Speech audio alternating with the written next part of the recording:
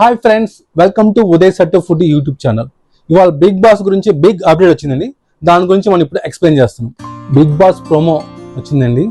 అసలు ర్యాంప్ ఆడిచింది అనమాట. అది బిగ్ బాస్ ప్రోమో వచ్చేప్పటికి 1.5 minute ఉందండి. 1.5 minute ఆద్యాంతం సూపర్ గా ఎక్కడ అక్కడ బోరింగ్ లేకుండా బాగా కట్ చేశారండి ప్రోమోని. బిగ్ బాస్ ప్రోమో స్టార్టింగ్ వచ్చేపాటికి సత్య ఇలా షటర్ ఎత్తారండి. షటర్ ఎత్తి కామిక్ వేలో దొంగగా ఎంటర్ అవుతాడు లోపలికి. సత్య వాళ్ళ ఆవిడ ఫోన్ చేసిద్దండి, ఇక్కడ చాలా వస్తువులు ఉన్నాయి, సగం ఇంట్లో వాడుకోవచ్చు, సగం అమ్మేసుకోవచ్చు అంటాడు. దీన్ని బట్టి నాకు ఏం అర్థమైందంటే ఈసారి బిగ్ బాస్ హౌస్ లో 2 హౌస్ ఉంటాయండి, సగం సగం అనమాట. అది నేను ఎక్స్పెక్ట్ చేస్తున్నాను, నిజమైతే లేదు మనకు తెలియదు, ఐఎమ్ ఎక్స్పెక్టింగ్.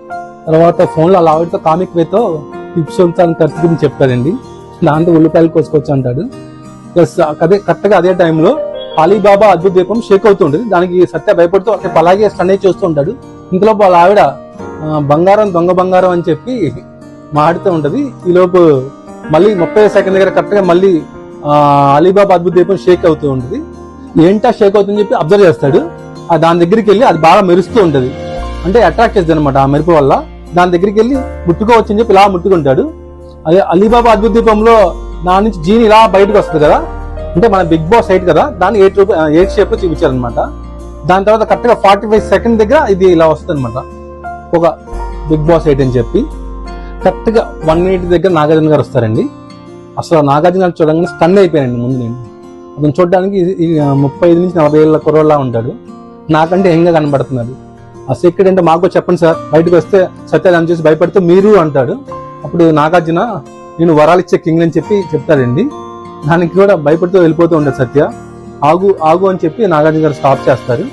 అప్పుడు అంటారు అనమాట, ఆశలు ఎక్కువ అవకాశాలు ఎక్కువ, బయట ఏమో రేట్లు ఎక్కువ అంటారండి. అలా అంటున్నప్పుడు సరే నీకేం కావాలో కోరుకని చెప్పి నాగార్జున అడుగుతారు. నిజమా? అయ్యో ఈ టైంలో మా ఆవిడ కూడా ఫోన్లో లేదే, మా ఆవిడ కరెక్ట్గా చెప్పిందని చెప్పండి. నాగార్జున గారు ఒక కండిషన్ పెడతారు, బాబు ఇక్కడ ఒక్కసారి కమిట్ అయితే లిమిటే లేదని చెప్పి అంటారు. దాంతో మన ఏజ్లో వచ్చేపాటికి క్లోజ్ అవుతుందండి. దాని తర్వాత బిగ్ బాస్ మ్యూజిక్ వస్తుంది. దాని తర్వాత తెనాలి డబ్ల్యూ హాస్ అని చెప్పి వాళ్ళ యాడ్ కనబడుతుంది. దాంతో ఈ టీజర్ ఫినిష్ అవుతుంది.